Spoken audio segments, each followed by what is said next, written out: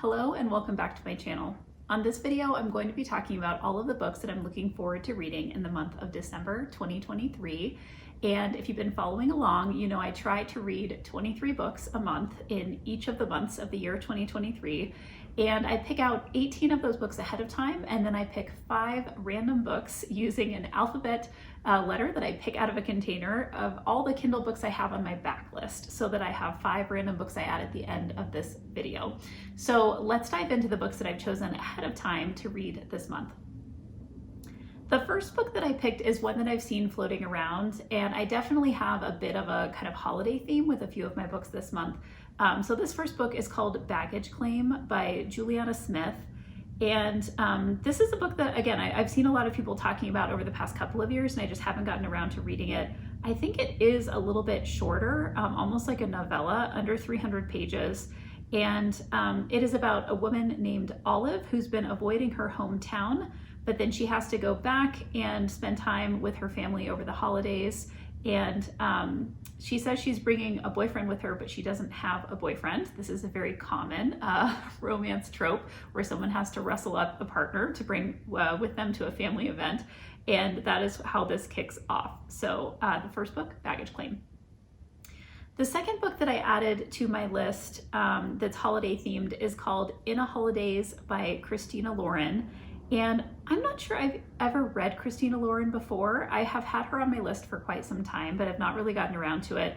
And this is another book that, again, has been very popular. And this one is about, let's see, one Christmas wish, 2 brothers, and a lifetime of hope are on the line for hapless Malin Jones. This is a quintessential holiday romantic novel. And let's see. This is a woman who's living with her parents, hates her job, and has just made a romantic error of epic proportions. But perhaps worst of all, it's the last Christmas that she will be at her favorite place in the world, which is a snowy Utah cabin where she and her family have spent time over the years. And she has this, like, it says she throws out a plea to the universe to show her what will make her happy.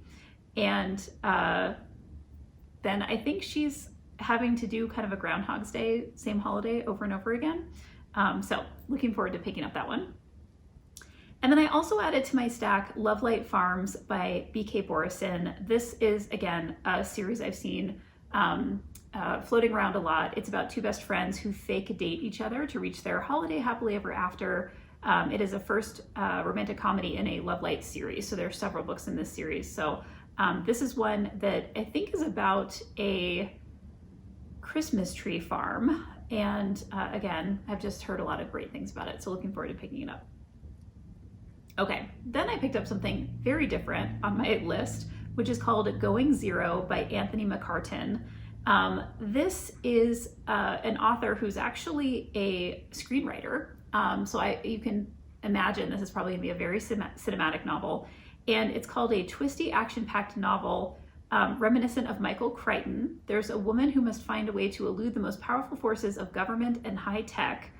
And I think this is something, says there's a surveillance program known as Fusion. 10 Americans have been carefully selected to beta test the groundbreaking system.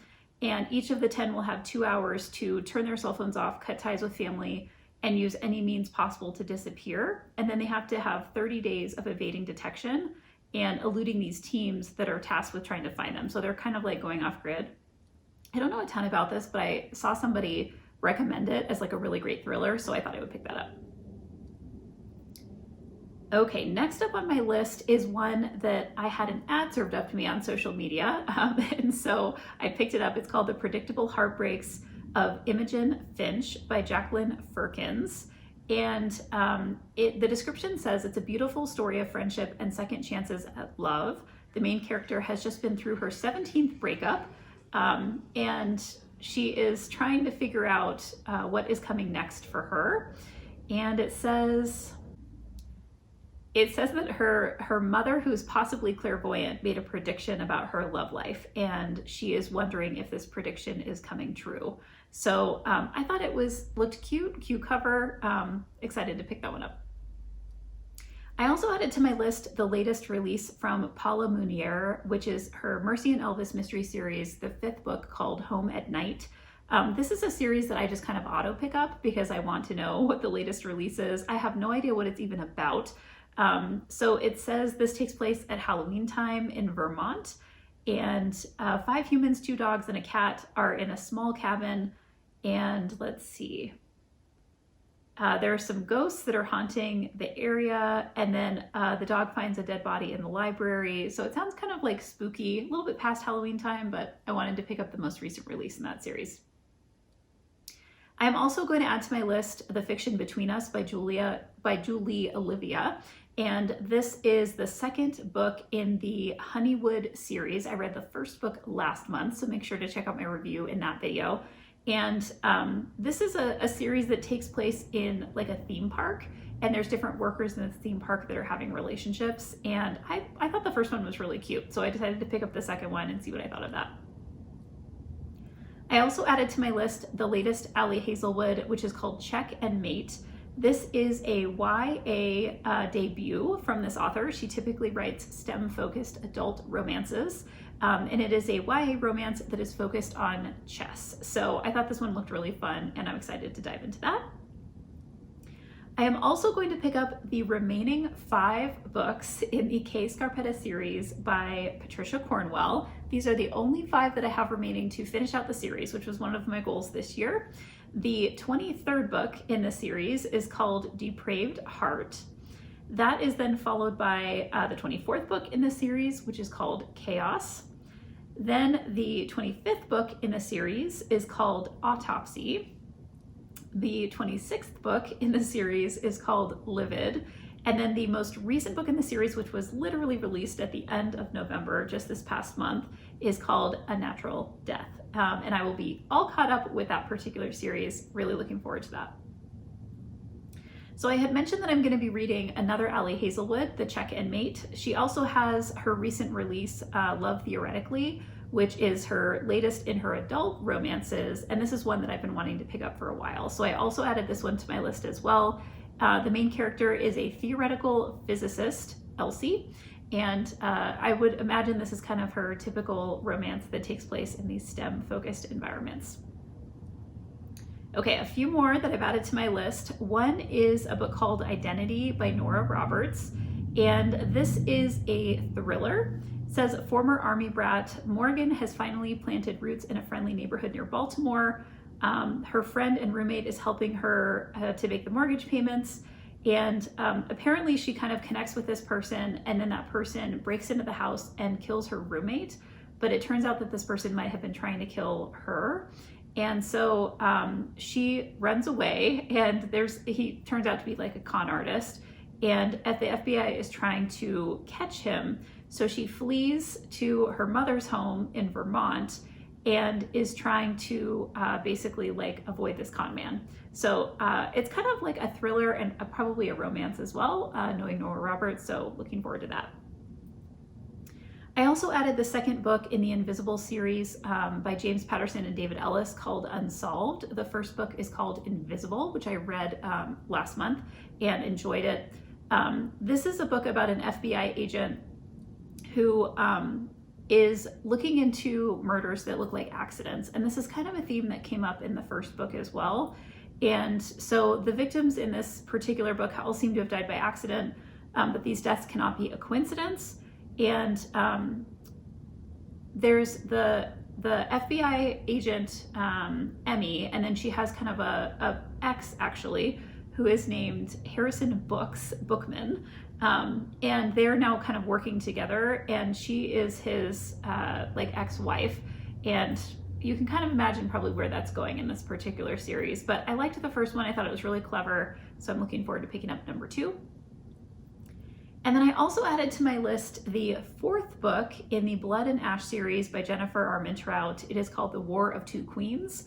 This is a series about kind of 2 characters. One woman is called the Maiden, and she is kind of this protected character in book 1. There's so many changes that go throughout the next few books, but she's this kind of protected character in book 1, And then this other character named the Hawk is her protector. Basically, he's her bodyguard. And there are so many ups and downs of what happens in their relationship. This is technically a vampire series, even though in the first book, I feel like that doesn't come out as much. It comes out more over time. And then there's various kinds of like magical elements and things that are emerging throughout the series. Lots of twists and turns in this one, typically highly rated. I feel like this is one of those series that people either really like or really don't like because it's definitely not kind of like high literature. It's very fast paced, it's very thrilling. There's definitely romantic elements in it as well. And I feel like I'm just in it for the fun. And so I really am enjoying this series a lot. I feel like you have to go in with your expectations slightly lowered in terms of what you might be expecting to see. Okay, so those are my 18 books that I'm picking up in December. And let me go ahead and open up my Kindle here, and I'm gonna pick my 5 random books based on the letter that I draw. And I'm just gonna sort them alphabetically here. And let's see what letter I pick.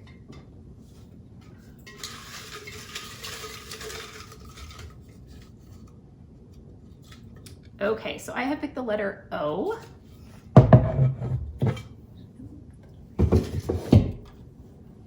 And I'm gonna sort my Kindle by the letter O here and see what comes up and what I might want to read.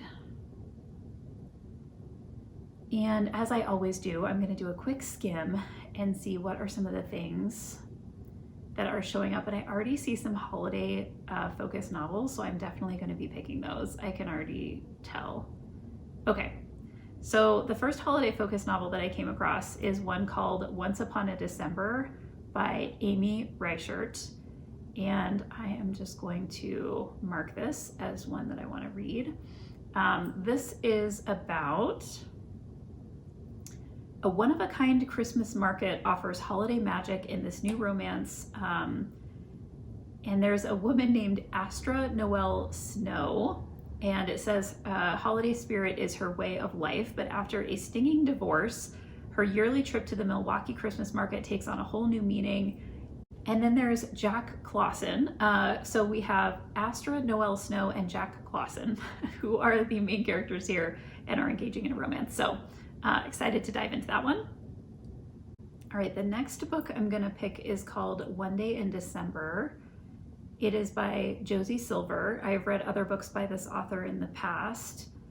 And this says, 2 people, 10 chances, one unforgettable love story. Lori's pretty sure love at first sight doesn't exist anywhere but the movies, but then through a misted up bus window one snowy December day, she sees a man she knows instantly is the one.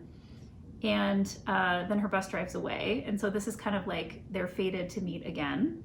So I'm gonna go ahead and add that one to my list as well.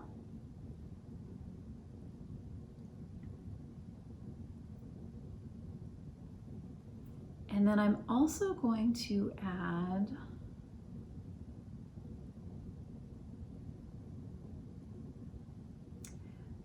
another Nora Roberts. This is actually a book I just picked up because it was a Kindle deal, and it is called Obsession, or The Obsession. And the plot is Naomi lost her innocence the night she followed her father into the woods. In freeing the girl trapped in the root cellar, she reveals the horrible extent of her father's crime and made him infamous. So I think this is the daughter of like a serial killer. And now she is grown up and wants to basically hide the fact that she has this connection to her father. And I believe that this is kind of a thriller romance along the lines of what we typically see from Nora Roberts. So I'm gonna add that to my list as well.